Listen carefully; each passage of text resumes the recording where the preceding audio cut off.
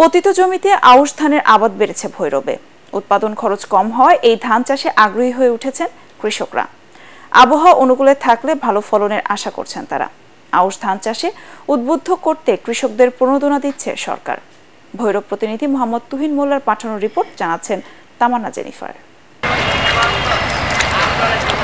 একসময় আউশ, ইরি, বোরো ধান কাটার পর ভৈরবে অনেক জমি পড়ে থাকত। পরিত্যক্ত এসব জমিতে বাড়তি ফসল হিসেবে এই মৌসুমে হচ্ছে আউশ ধানের চাষ। এই ধান চাষে বাড়তি কোনো সেচের প্রয়োজন হয় না, বৃষ্টির পানি জমিয়ে তা দিয়ে রোপণ করা যায়। এছাড়া পোকামাকড়ের আক্রমণ না থাকায় ওষুধেরও প্রয়োজন হয় না।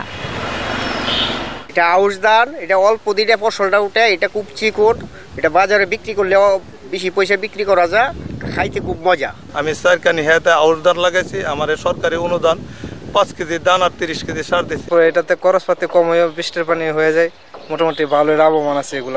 ইরি ধান লাগানোর আগেই আউশ ঘরে তুলতে পারবেন চাষিরা। অল্প সময়ে কম খরচে বেশি ফলন পাওয়ায় লাভবান হচ্ছেন কৃষকরাও।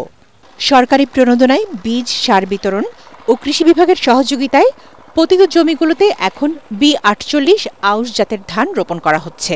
এই ধানে 2 মাসে বিঘা প্রতি জমিতে ফলন পাওয়া যায় 20 থেকে 22 মণ।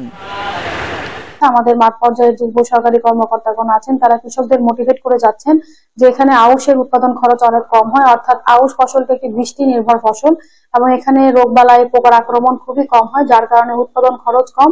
এবছর ভৈরবে 3050 হেক্টর জমিতে আউশ ধানের চাষ হয়েছে। আগামীতে এর ফলন আরও বাড়বে বলে আশা করছেন সংশ্লিষ্টরা। Bureau report, ATN Bangla.